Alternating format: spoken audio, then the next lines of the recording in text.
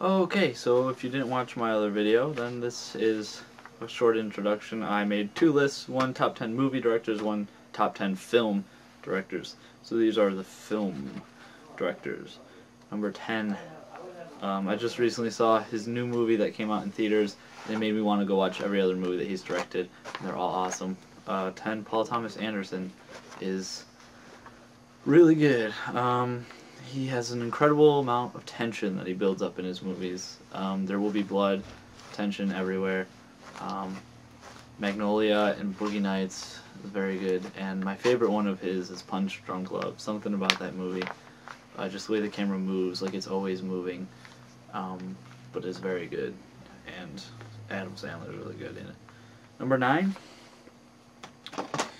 Number 9, my ninth favorite film director, Danny Boyle.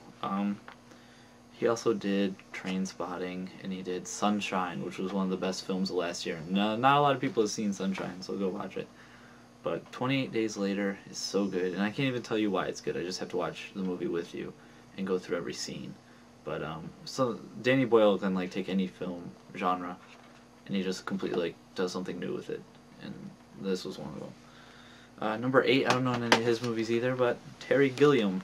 I really liked Fear and Loathing and Brazil.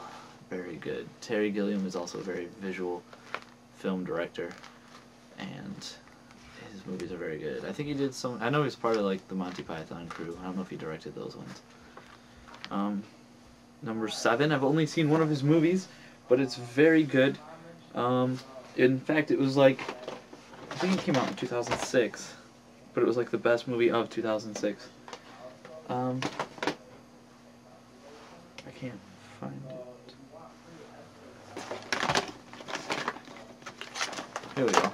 My number 7 film director, Children of Men, Alfonso Cuarón. I don't know how to say his name. Alfonso Cuarón. This movie is so good. I thought it was stupid. I thought the previews were stupid. And so many people said it was such a good movie, so I decided to watch it. And it blew me away. I was sitting in my room alone at like 2 in the morning watching the movie, and the whole time I was like on the edge of my futon.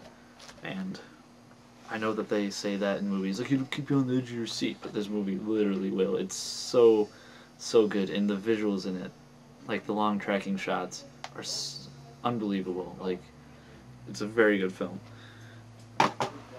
Number 6, The Wachowskis, The Matrix. They also did the Speed Racer movie, which was awesome, and they did Bound. Bound, not a lot of people know that's the movie they had to make before The Matrix, because your first movie can't be The Matrix because it's too expensive. So they had to make another movie, and Bound is about lesbians and gangsters. So it's very good.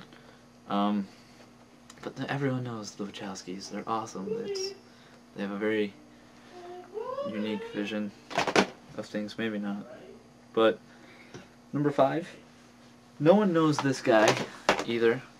I actually just picked up the movie because the cover looked cool, and when I worked at Blockbuster, I got free rentals, so might as well watch it. Old Boy, Park Chan-wook. This is one of the best movies I've ever seen. This is actually my favorite DVD that I own, because 3 discs over 350 minutes. This has like everything about Old Boy that you could ever want to know. And this movie is actually the second movie in the Vengeance trilogy. First one is Sympathy for Mr. Vengeance, then Old Boy, then Sympathy for Lady Vengeance. And they have no relation at all other than the fact that they're about like violence. But it's very good. It's very good. It's very violent and very messed up. But it's a good story, and the visuals, again, are amazing. Number 4, I don't own any of his movies either, but that's because I'm waiting to buy them on eBay. Like, there's a huge 9-disc set on eBay that I'm wanting to buy. But number 4 is Jim Jarmusch. Very good. I don't think I understand some of his movies all the time, or they're too artistic in a way, but it works for him. He's really good. And Ghost Dog Way of the Samurai. Stupid idea, but it was awesome. Broken Flowers. Awesome. Number 3. Darren Aronofsky. Pi. Pi is very good. He also did The Fountain, which was very good, and Requiem for a Dream, which I own. but don't have because someone took my copy and I want it back. Joe Moore, want my copy back. But Requiem for a Dream is one of the best movies I've ever seen. It's funny because like whenever I go back and think about Requiem for a Dream, I think that there's like a voiceover narration in it. Because first of all, every drug movie's got a voiceover narration in it. That's just a law. It's like a film noir. It's just a staple of the genre. But it doesn't. And so I realized that one time that it doesn't have any voiceover, and I think it's all because of the camera work. Something about the way that he tells the story is just so good. But he's also very visual.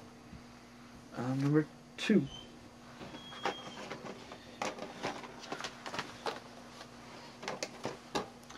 Number 2 favorite film director of all time is Michael Mann, The Insider, Collateral, Heat. Michael Mann, I always said that if I could be the protege of one film director, it would be Michael Mann, just because the way he tells the story is so good. It's so precise. Like that's just the one word I would use to describe him is precise. And Heat is the most precise movie I've ever seen. There's something about it just is awesome. So Michael Mann. My number 1 favorite film director of all time. And I'm going to throw a little bit of a curveball here. But Martin Brest is the best. Martin Brest, number 1. Not too many people know him, but they know his work.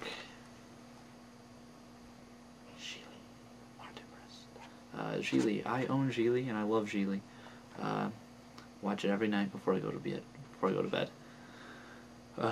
In all reality, Gigli isn't as bad as everyone says it is. I wanted to own Gigli purely because of the reputation that it has, and then I finally watched it, and it's not bad. There are plenty of movies that are worse than Gigli. Narnia, I'm looking at you.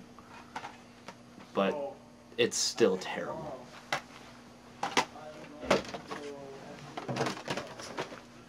So my number 1, for real, is Quentin Tarantino. So good. So good. So good. And of course, so good. Funny thing about me and Quentin Tarantino and Reservoir Dogs was I watched this years ago when the only thing I really cared about were Hollywood action blockbusters. And I heard the reputation about this, and it was like really violent and stuff, so I was like, I'll watch it. And I was really disappointed the first time I saw it with the amount of action in the movie, because it's not an action movie. But at the same time, I was completely blown away by every other aspect. It's so good. Everything about this movie is good. This is the movie that taught me you can do other things with films than just blowing stuff up. So this is good stuff. This is the one that got me through the door into the film world instead of just the movie world. And the good thing about Quentin Tarantino is he homages a bunch of other directors, and so now I know who to watch because Quentin Tarantino tells me, and he'll tell you because he wants you to watch those movies. So Reservoir Dogs, this is probably my favorite movie of all time. So that's it. And if you haven't seen my other video, then go check it out, top 10 movie directors. But that's it. I made 2 lists, and so I have like 2 top 10s. I would say a top 20, but it doesn't work that way. But that's it. So that's the end.